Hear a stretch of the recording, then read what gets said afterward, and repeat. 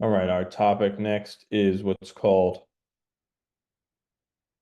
Markov's inequality. So this is again a generic probability inequality which relates the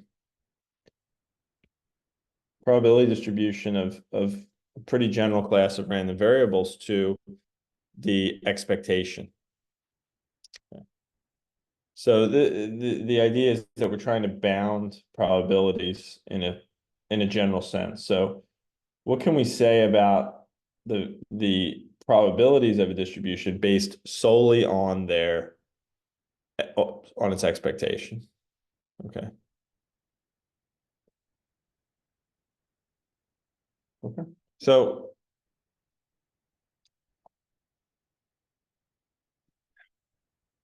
suppose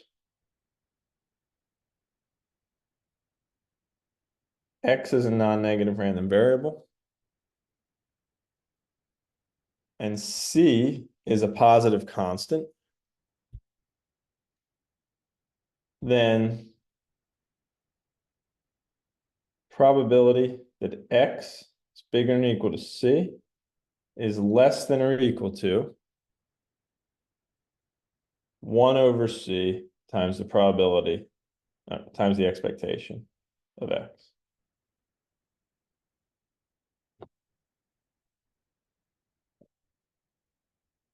Okay. That's it. This is called Markov's inequality. And we have equality, meaning that the probability on the left equals the value on the right. We get equality here if and only if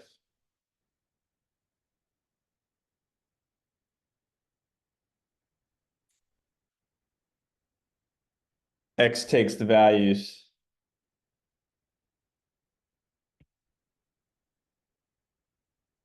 0 and C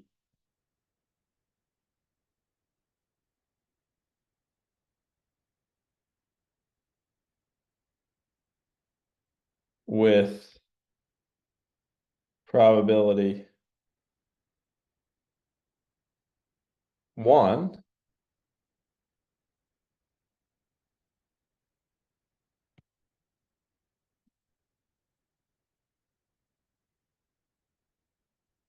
with probability 1. Okay. And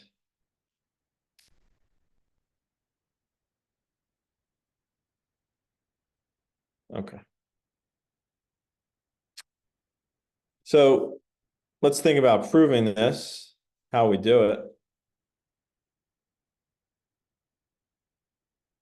Well, one thing that we can do is, well, we're going to use some of the inequalities we've already shown up here. Okay. How can we do that? Well, let's define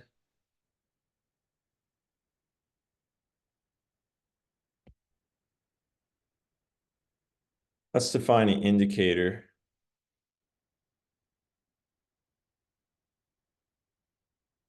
IC of, say, little x is the indicator which is 1 if the argument x is greater than or equal to C and 0 otherwise. Okay. What can we say about, well, how do we use this? Well, one thing to realize is that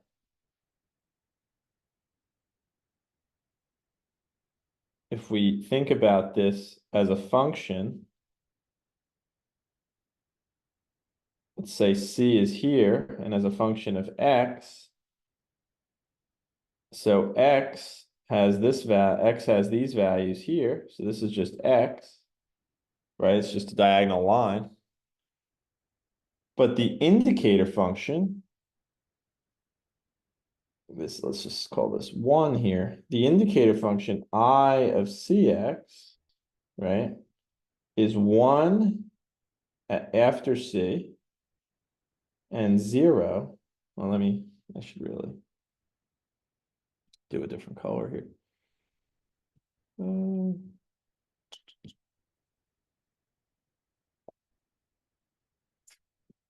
So the indicator function is 0 and then 1. Okay, so this is the indicator function at C of X. That's the plot of that function. So why is that significant? Well, because we can see that X is always bigger than or equal to the value of this indicator, right? Times C, I'm sorry. Times C.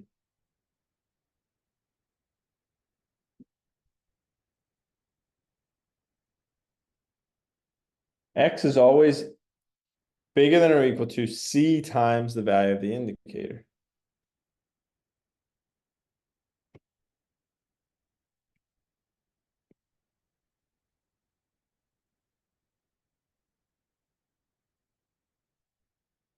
Okay, so let's make sure we're comfortable with that. Indicator is either 0 or 1. Indicator is 0 whenever X is less than C. Well, if X is positive, if X is non-negative, then X is always bigger than or equal to 0. And that's this piece over here. But then once the indicator becomes 1 and we multiply it by C, so C times 1 is C, but it's only 1 on values that X is bigger than or equal to C. So it's bigger than or equal to C times the indicator. So what are the implications of that? The implication of that is that same holds for the random variable, which is that X is bigger than or equal to C times the indicator. Both of these are random variables. This is actually a random variable. It's a function of a random variable. Function of a random variable is a random variable. And they're both non-negative. So what we have here, though, is we have this relationship, a random variable being less than or equal to another random variable. So this tells us from what we showed before is that the expectation of X is bigger than or equal to expectation of C times the indicator with respect to X. Okay. This here is, we can take the C outside, and then we have the expectation of an indicator. Okay. The expectation of an indicator. So what is that? Well, the expectation of an indicator is the sum over all possible values of X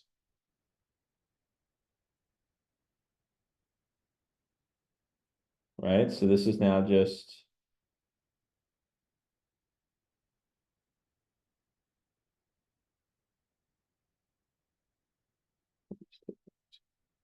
sum over all possible values of X times the probability that X is equal to X.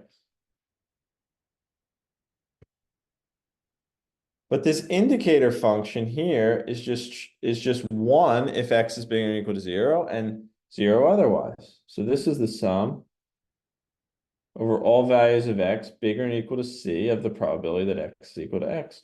Well, what is that? Well, that's just the probability that X is bigger than or equal to C. So this is C times the probability that X is equal to X. C times the probability that X is bigger than or equal to C. And so we rearrange this and we see that the inequality holds. Probability that X bigger than or equal to C less than or equal to expectation of X divided by C. Okay, so important to note, this only holds for non-negative values of non-negative random variables X. And when will we get equality here? We're going to get equality only if, so under what circumstances would we get that the probability that X is bigger than or equal to C is equal to 1 over C times the expectation of X. Well, if this is true, then that would mean the expectation of X has to equal C times the probability that X bigger than or equal to C. But that's only going to be true if, so this is only going to be true if this inequality up here that we used this inequality here to get our original inequality, and this inequality here, that's only going to be true if this is actually an equality, right? So this is only going to be an equality if X is equal to the indicator of C times X, which means this is only going to be equality if X is either equal to C or 0. And if this needs to be equal to C times the probability that X is equal to C, right? So there needs to be values P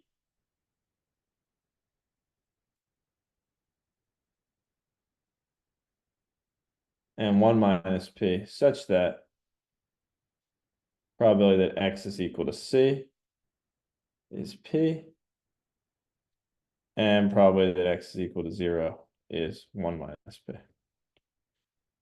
There's no other options. Okay, so that's Markov's inequality. We can use Markov's inequality in, we can generalize Markov's inequality in a number of ways. And it's important to be aware of this.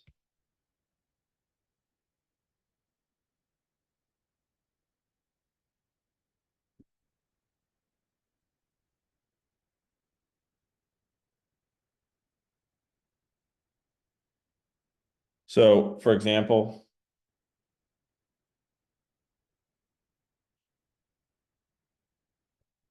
if we have X non-negative and let's just call N some kind of positive integer,